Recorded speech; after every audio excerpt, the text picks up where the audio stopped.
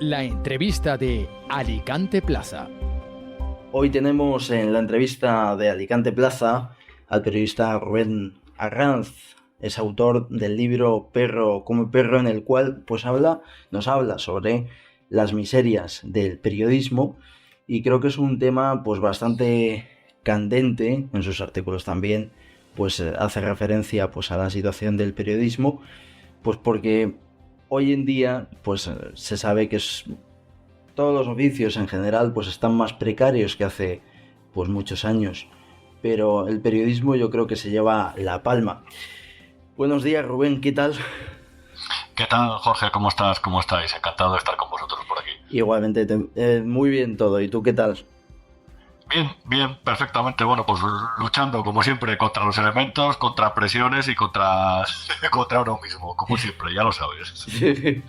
En la introducción decía ¿no? Que al final la precariedad es una cosa que se extiende a la mayoría de oficios, pero sí que es verdad que el periodismo se lleva la palma, por desgracia.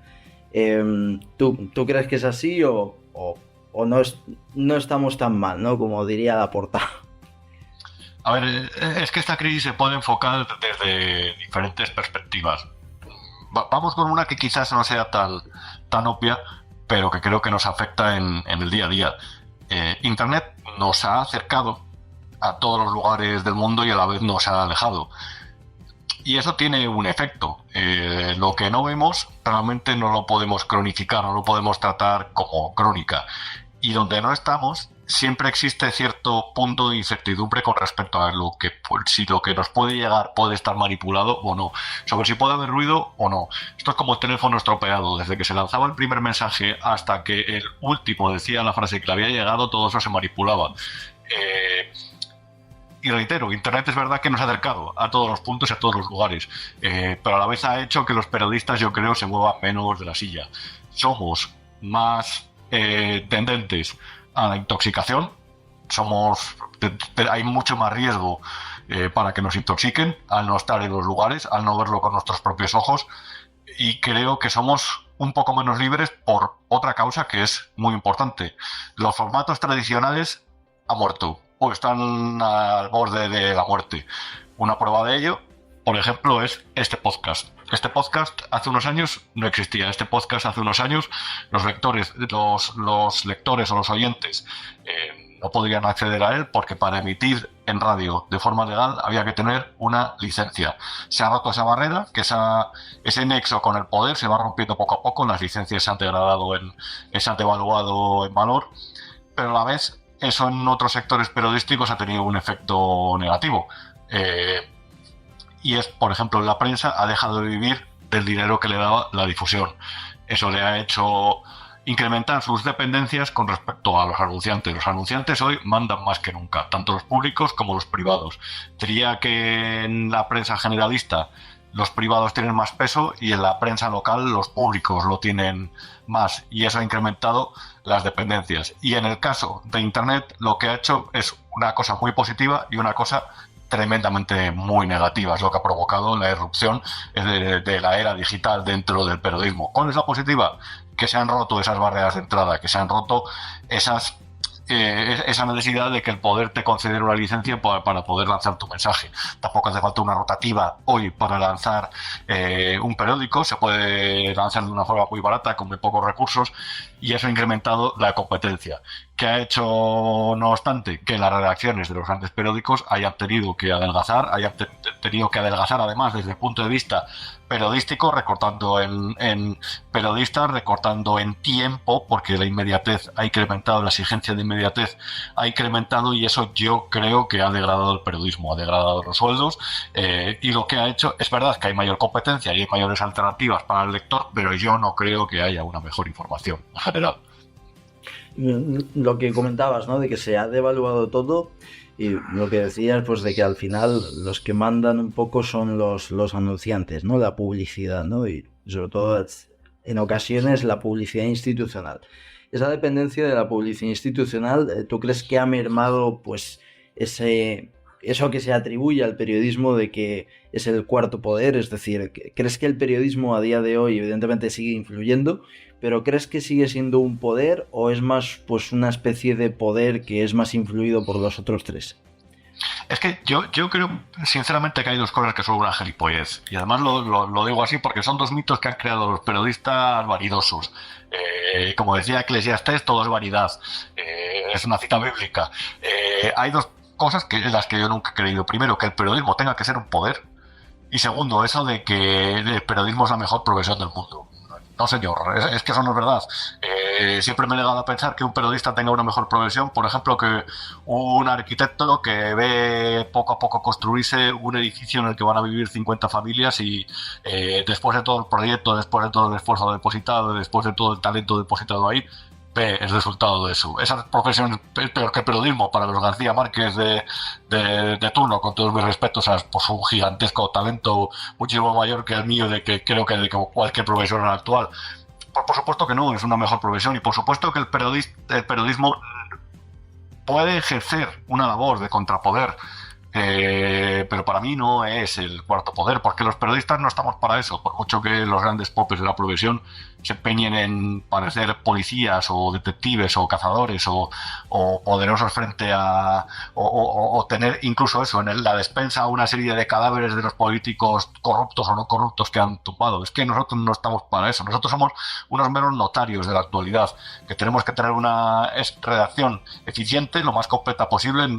Para nosotros no hay prosa vacía, porque la prosa vacía no sirve. Hay una necesidad de que todo esté aderezado con datos o con aspectos interesantes, y nosotros lo que tenemos que hacer es ser cronistas de la actualidad. Y muchas veces lo podemos ver, por ejemplo, a la hora de acudir a un pleno a ver eso, precisamente el pleno dentro del Congreso, o muchas veces lo podemos hacer simplemente analizando los papeles que nos pasan nuestras fuentes o que se publican y que nadie más se toma la molestia de leer, o que nosotros pensamos que tienen un interés. Pero eso no es ser un poder, eso simplemente es ser notario de la actualidad, intentar aderezar con datos la realidad para hacerla más completa para el lector. Yo sé que es verdad que esas frases hechas acompañan siempre al periodismo, y yo sé además que esas frases al poder le interesan mucho, porque el poder siempre lucha por expandirse con respecto a los otros poderes que tiene alrededor, y si al periodismo le considera así, creo que siempre va a hacer todo lo posible por arrinconarlo, que es precisamente lo que hace con la publicidad institucional. Tú te mantienes vivo pese a que tu negocio no es rentable gracias a la inyección de dinero que yo te doy. Eso sí, a cambio, que sepas que no se puede morder la mano que te da de comer. Es lo que tiene. Cuando alguien se considera un poder y se relaciona con otro poder, muchas veces el que gana es el pez más grande del acuario, y yo creo que es lo que está pasando. Y por eso yo creo que el periodismo, pese a haber más medios que nunca, pese a que Internet ha traído cierta libertad, quizá decreciente, el periodismo está más arrinconado que nunca. Por lo que decías, ¿no? De que el periodismo, los periodistas no están, pues eso, para auditar a los políticos, sino que más bien el ejemplo que has puesto de notario, ¿no? Me gusta esos símiles, ¿no? ¿Tú crees que frases como la de Javier Marías, ¿no? Que dice en uno de sus artículos, ¿no? De que los periodistas se habían convertido en los mayordomos de los políticos, ¿tú crees que es una frase, no todos los periodistas evidentemente, ¿no? Pero que la mayoría se habían convertido en los mayordomos de los políticos? ¿Tú crees que es una frase que está mal enfocada? Es decir, ¿es esperar a lo mejor algo de los periodistas pues que desde tu punto de vista no se tiene o sea, no se tiene que criticar pues a ese tipo de periodista a los que se refiere Javier Marías? Es que hay de todo, la verdad. Yo creo que sí que hay periodistas que ejercen de mayordomos, por supuesto.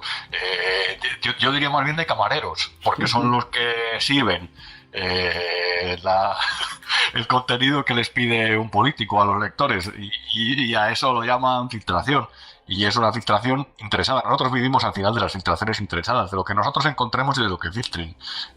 Otra cosa es el trabajo que tú hagas con esas filtraciones, cómo la contrastes, cómo la enfoques, y cómo realmente seas libre o cautivo a la hora de difundirla entre los lectores. Se habla mucho de este tiempo, y hay y esto la gente lo tiene que saber.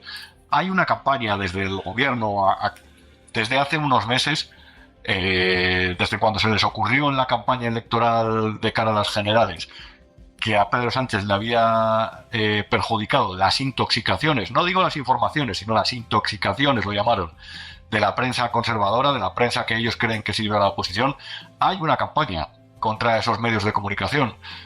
Y contra eso hay una serie de periódicos que lo que están haciendo es contribuir a alimentar esa campaña que procede del poder.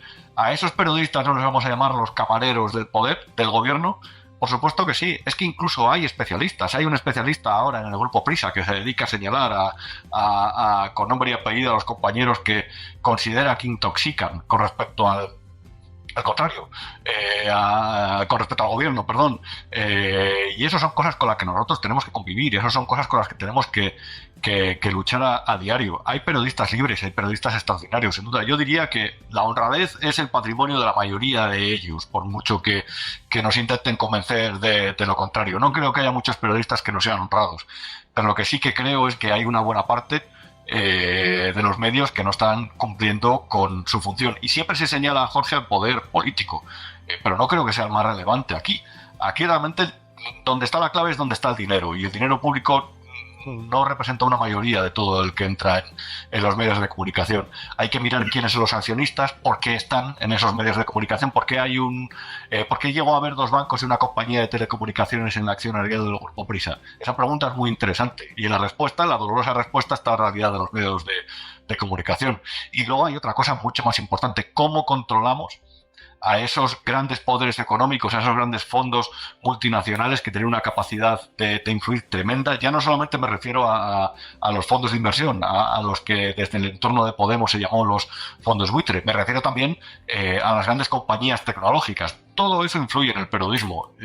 Y ya no solamente en la forma de informar con respecto a lo que sucede en un país a través de la acción de estos fondos, sino en nosotros mismos.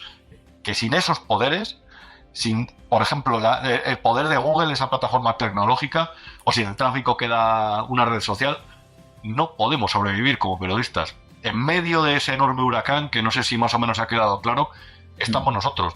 Pero no estamos nosotros como otro poder, estamos nosotros como Rubén Arranz, un lunes en su casa intentando encontrar información para escribir de la forma más clara o más fidedigna o más honesta posible. Y así están muchos periodistas librando esa batalla. Yo realmente digo, defiendo la honradez de la mayoría, y defiendo que hay algunos que se comportan como mayordomos o como camareros. Pero en el total del sector, las leyes que lo mueven, o los vientos que lo azotan, yo diría que hay que tener en cuenta y a tener muy en cuenta la labor de todos esos poderes y las presiones de todos esos poderes. Javier Marías, bueno, y estamos, pues, has calificado tú, has hecho una deconstrucción de esa frase y has llamado, pues, que algunos son camareros. Hay algunos a los que mencionas, unos seres, no sé si llamarlos mitológicos, y los mencionas tú mucho en los artículos, que son los tertulianos de los programas de televisión, ¿no?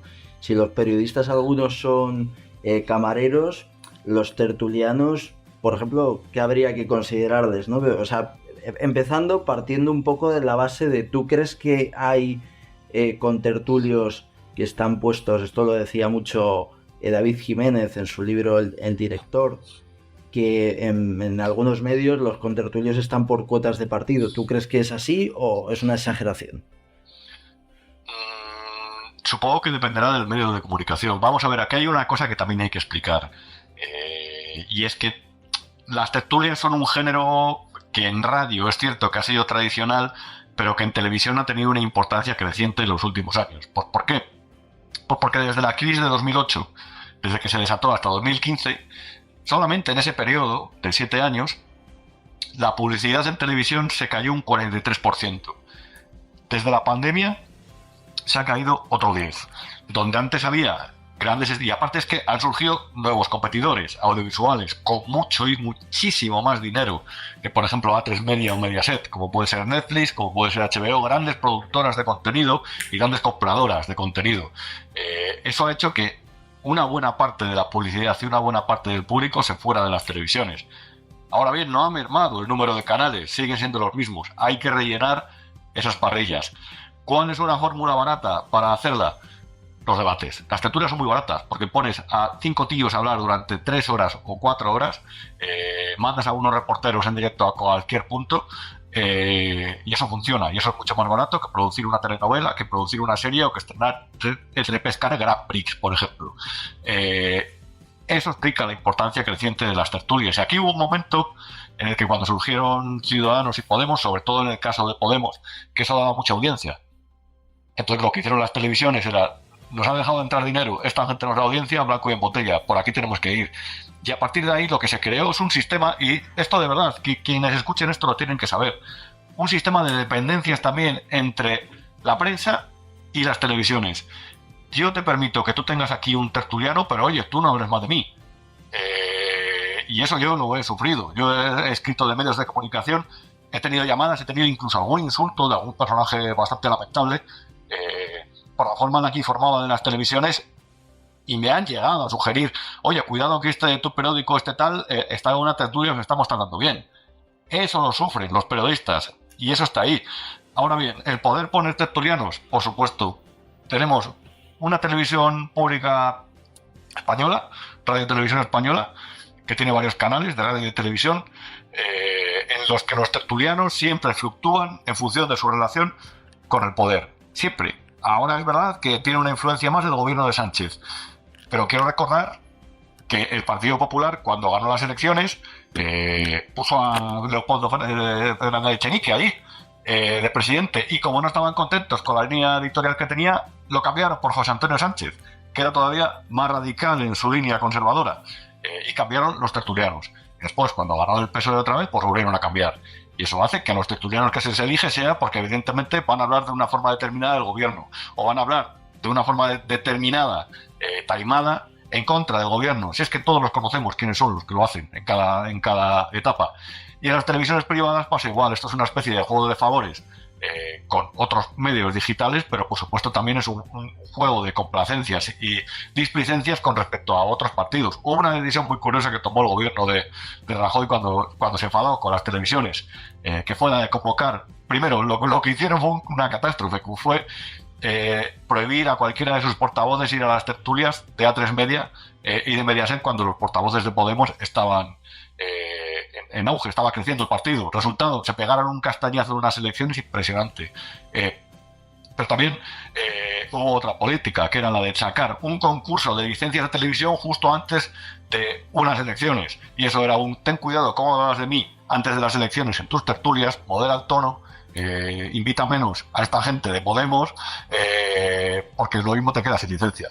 Entonces, es que yo no sé si se está entendiendo un poco bien cómo todo es más complejo de lo que parece. El juego de favores y de pequeñas puñaladas o de caricias tiene muchas más derivadas de lo que pueda parecer. ¿Que las tertulias están condicionadas por el poder? Por supuesto.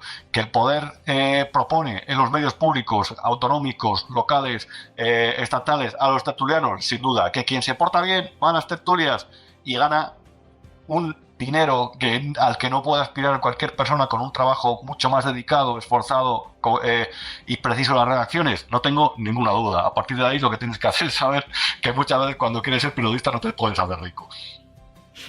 Sí, sí que es verdad que ahí hay mucho mito, ¿no? En una entrevista en The Objective, ¿no? José María García pues le dijo pues al entrevistado, ¿no? A Carlos Padilla, que bueno, que los contertulios no ganaban tanto dinero y que había mucho mito, ¿no? Y decía que en algunas televisiones nacionales les pagaban con pagarés o con cheques de Corte Inglés. Justo, con cheques de Corte Inglés, con cheques de descuento. O sea, ¿tú crees que eso es verdad? Que hay mucho mito porque la gente lo ve en la tele y dice, este estará ganando una pasta.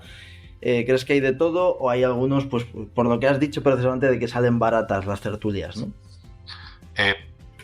A ver, es cierto, había un grupo que cuando empezaron sus dificultades económicas, lo que empezaron a hacer es pagar en cheques de Corte Inglés a los tertulianos, eso es cierto. Pero también hay tertulias de televisiones privadas en las que se les paga 500 euros por estar 1 hora y media o 2 horas a los tertulianos. Y hay contratos mensuales que recogen una serie de colaboraciones que básicamente lo que implican es que esa persona se duplique el sueldo. nadie se hace rico en las tertulias, es cierto, pero los tertulianos ingresan mucho más dinero, y digo mucho más,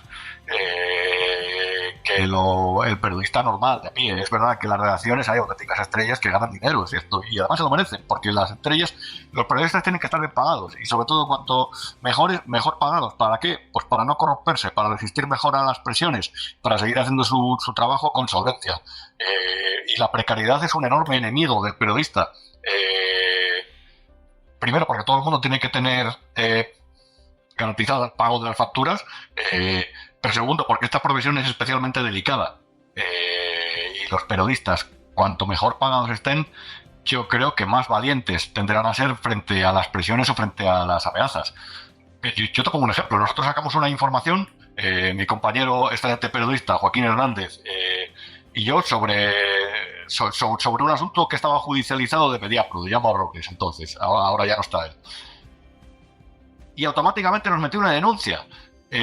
Aunque nosotros los llamamos para dar su versión, se negaron a darles, nos enviaron una notificación y nos metieron una denuncia. ¿Para qué? Pues para que no siguiéramos con este asunto. Ahí hay que ser valientes, hay que tener valentía, porque tú te estás enfrentando a un tío que es millonario, y que te puede llevar hasta el Tribunal Supremo si hace falta. Te puede tener 8 años pendiente de una batalla judicial, y cuidado no te encuentres un juez que esté un poco despistado o que tenga las cosas que de vez en cuando tengan los jefes y acabes pagando. Por eso tú, por eso tienes que estar primero bien respaldado por tu empresa. Yo soy privilegiado Voz Populi, porque Jesús Cacho siempre me ha dejado escribir de todo, siempre que lo tuviera contrastado, siempre de todo. Pero claro, es lo que te digo, que soy un privilegiado, porque a mí me respalda, mi editor nos respaldó, mi editor es que ni siquiera nos hizo preguntas, y en el sentido, más que las obvias, les habríamos contrastado y era muy fácil de probar eso. Para otros medios no ocurre eso, y el periodista siempre tiene que estar bien respaldado, porque así se va a sentir más valiente a la hora de dar la información. Ahora bien, aquí hay dos formas de hacerlo. Lo puedes hacer así, te puedes dedicar al periodismo, o directamente te puedes dedicar también al periodismo de aquella manera y a las tertulias. Y para estar en las tertulias te tienes que dedicar muchas veces al periodismo de aquella manera. Yo hay una cosa que llamo el equipo olímpico de opinión sincronizada, y es muy curioso, porque parece que siempre que Moncloa tiene que decir un mensaje, salen todos los tertulianos en tromba, tanto las tertulias como en sus redes sociales como en Twitter, a decir exactamente la misma opinión. Mira, te digo una cosa, Jorge, lo mismo preferiría dedicarme a otra cosa antes de estar haciendo el Canelo de esa forma, porque eso sí que me parece deshonrado, eso me parece lo más asqueroso y lamentable que se puede hacer, que por estar en unas tertulias tú tengas que echar una mano al gobierno o lanzarle un salvavidas cada vez que te lo requiere. Hablabas antes de, un poco has pasado de puntillas, ¿no? En esta misma pregunta, el tema de la precariedad, ¿no? Yo creo que ya al principio de la entrevista ya hemos hablado un poco, pues eso, ¿no? Del cambio de modelo, ¿no? Es decir, de que antes pues era en papel, ¿no? Y ahora pues es digital. Y ha habido un cambio, evidentemente, porque ya no se come de vender periódicos, ¿no? Como antaño. ¿Tú crees que el gremio hace algo ante esa precariedad? Es decir, nos quejamos de la precariedad y tal, pero sin embargo, pues en ocasiones pues parece que se ignora o se critica un poco por encima, pero no se hace nada para remediar pues esa precariedad desde el propio gremio. ¿Crees que somos conformistas o qué actitud crees que tiene el periodismo ante esa precariedad? ¿En qué sentido? Es decir, ¿cómo se podría hacer algo contra esa precariedad? Por ejemplo, ¿no aceptando los trabajos peor pagados? No, no hablo de sí, a ver, en el sentido, por ejemplo, a mí me choca mucho, ¿no? La situación, además, justo esta semana, ¿no? Un montón de gente en Twitter, pues que lo que ponía, ¿no? Además creo el artículo tuyo de hace algunas semanas, en el que hablabas pues de una carta pues de una chica, ¿no? Una carta al director de una chica pues en la que decía pues que con 26 años seguía siendo becaria y demás, ¿no? Es decir, que cómo hemos llegado a ese punto, ¿no? En el cual pues una persona con 26 años, 27 a lo mejor una persona, yo por ejemplo de formación soy jurista, ¿no? Yo no soy periodista. Una persona pues en un despacho de abogados con 26 años pues seguramente ya sea junior, ¿no? Es decir, y fíjate que en los despachos de abogados hay precariedad, ¿eh? Es decir, eso trae los paradigmas de precariedad. ¿Cómo hemos llegado a esa situación, ¿no? En el cual pues personas con 26 años pues siguen siendo becarias, ¿no? Yo sinceramente no sabría hacer un análisis muy preciso de cómo hemos llegado a la situación, pero yo lo que puedo describir es una realidad que seguramente a muchas personas algo más mayores y bastante más mayores que yo no les va a gustar, pero aquí hemos llegado a una cuestión muy singular. Yo soy de Valladolid y yo en Valladolid no podía haber trabajado de periodista, de hecho allí me estaba, como que dice, comiendo los mocos, y me vine a Madrid y seguramente el primer piso que alquilé en Madrid por una pasta pertenecía a un tipo que estaría cobrando la pensión máxima y a la vez alquilando 3 pisos por más dinero que el que realmente esos jóvenes con un sueldo precario pueden pagar. Entonces los jóvenes estamos metidos en una especie de vórtice del que es muy difícil salir, porque realmente los salarios no han subido, pero no han incrementado apenas desde la crisis de 2008, de hecho no han incrementado. La productividad está en descenso, por lo tanto las empresas es evidente que tampoco van a tener mucho margen de maniobra para incrementar esos salarios. En el caso que nos ocupa, que es el del periodismo, los beneficios directamente no es que se hayan desplomado, es que son inexistentes. Hay muy pocas empresas que repartan dividendos, y eso lo que ha hecho es crear una situación de malestar tremenda. El precio de la vivienda aquí, que es que estamos en una especie de fiebre del oro, como quien dice, no ha parado de subir, y ya no solamente es que no nos podamos comprar una vivienda, es que nos vamos a tener que ir a alquilar un piso a Toledo a este paso, porque cada vez eso es más caro, cada vez más gente se tiene que venir más aquí, porque donde más oportunidades hay, cada vez hay más demanda y la oferta se mantiene porque tampoco hay hay grandes promociones de construcción, y al final eso lo que deriva es que hay una situación muy evidente, lo escribía en ese artículo, hay dificultades reales de los jóvenes para sacar adelante sus proyectos personales, y nuestros padres me da la impresión de que muchas veces no lo quieren entender, pero es cierto, en la época en la que yo era pequeño, que hace 35 años de eso, mi padre se pagó un piso en 7 años, en un barrio, es cierto, un piso normalito, pero se lo pagó en 7 años trabajando solo en casa, y ahora vivir solo cada vez se vuelve más inviable. Compartir piso es algo que va en contra de cualquier proyecto personal y del desarrollo del amor, como yo digo. Y las hipotecas, vamos, yo conozco, tú lo conocerás, personas que tienen en pareja hipotecas a 30 años y que están asustadas por la posibilidad de que uno de los dos se quede en paro para ver cómo pagan la hipoteca. Ahora nos están convenciendo de que la precariedad no es el principal problema de los jóvenes. Por supuesto que lo es. Yo no sabría hacer un análisis de las causas porque no me dedico a eso, pero como persona que lo vive, te puedo decir que la situación es así, que quien tiene los problemas y quien piense que... Yo no digo que en las anteriores épocas eso fuera una cosa complicada, porque yo entiendo que tenía su dificultad, lo comprendo. Ahora bien, que es más difícil ahora que hace unos años, que la generación de la transición, por ejemplo, que por cierto sigue encaramada a los puestos de poder las diferentes grandes empresas, solamente hay que verlo, y yo creo que está sirviendo parte de generación tapón, que nuestra situación es más complicada, la de las generaciones anteriores y la de la mía, que yo no sé muy bien tampoco porque me considero joven, porque ya no soy de las generaciones jóvenes, pues por supuesto que es más complicada. ¿Cómo hemos llegado hasta ese punto? Pues supongo que es una concatenación de factores, y supongo que también es un poco una consecuencia de la degeneración de la economía de Occidente dentro de un mundo globalizado en el que cada vez hay más competitividad en diferentes sectores. No lo sé. Lo cierto es que hay quien niega la precariedad. El otro día escuchaba a Zapatero decir España vive en la mejor situación económica y social que nunca. Y hablaba con una persona cercana que me decía, es que sin la ayuda al alquiler que me dan no podría alquilar una casa. Ahí básicamente tienes dos opciones, o celebrar que tengo una ayuda o plantearte la pregunta más profunda, que es, ¿pero por qué sin una ayuda yo no podía vivir solo?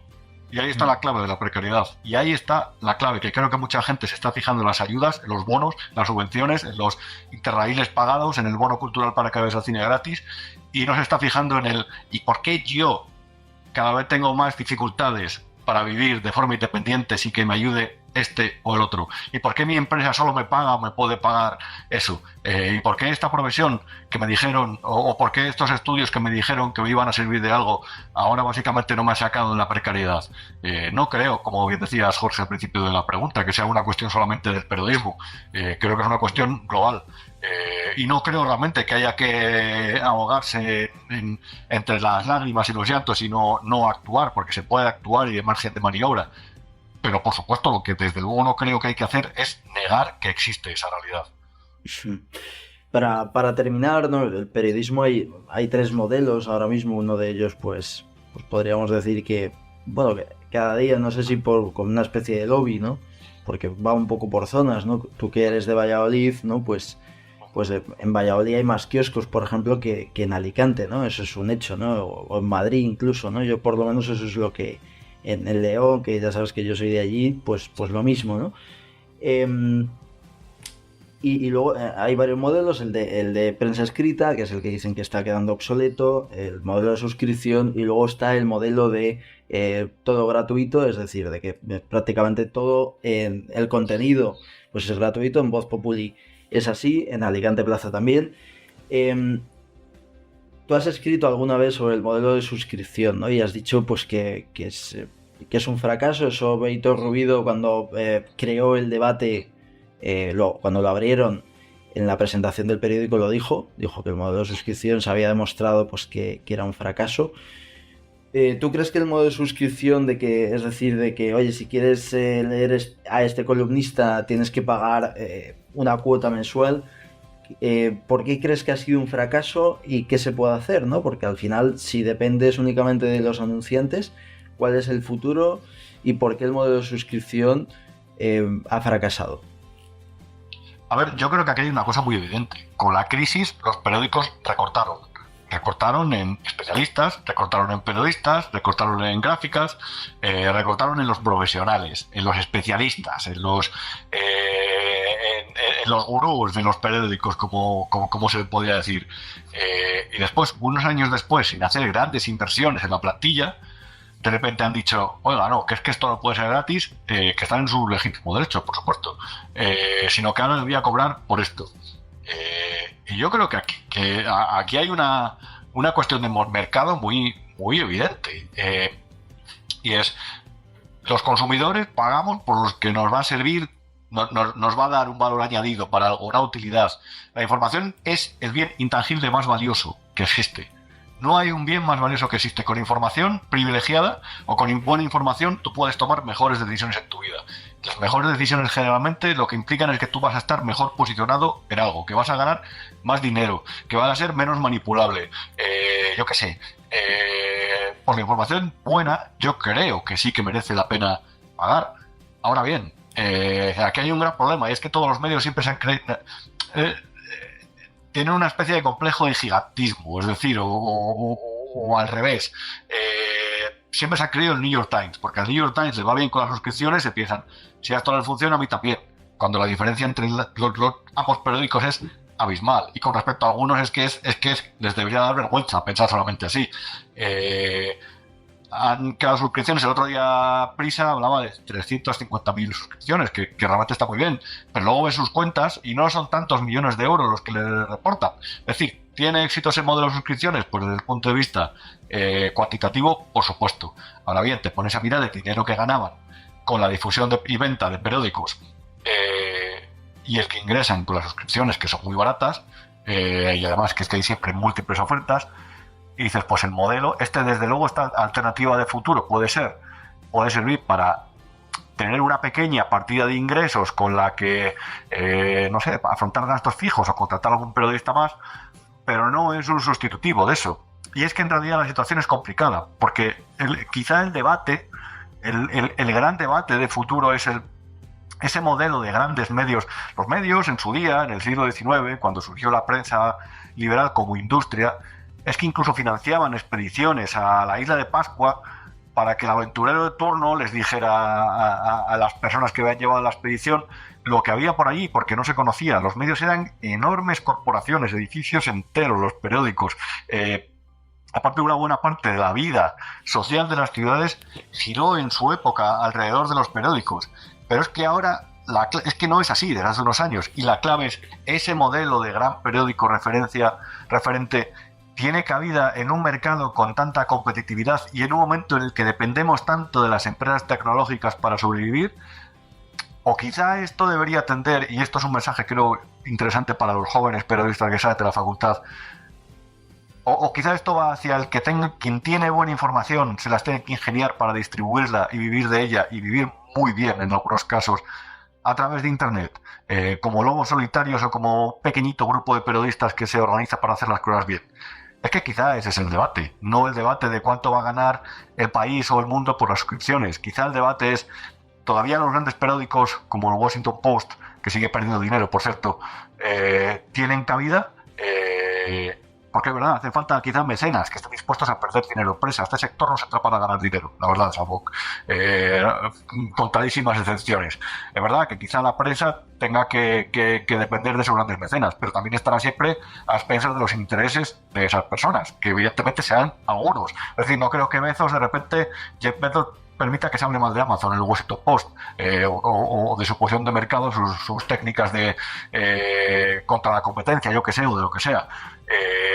Pero reitero, lo mismo el debate no es sobre cómo hacer sostenible el modelo de los grandes periódicos a partir de suscripciones. Lo mismo el debate es, ¿tienen cabida en la sociedad actual y la del futuro esos grandes periódicos? ¿O tiene cabida el periodismo de otra forma, quizás más individual? Y desde ese punto de vista es, ¿esas personas que ejercen de forma individual van a ser completamente libres o también van a estar sometidas a las presiones, a los algoritmos, a los sistemas de inteligencia artificial de las grandes plataformas tecnológicas?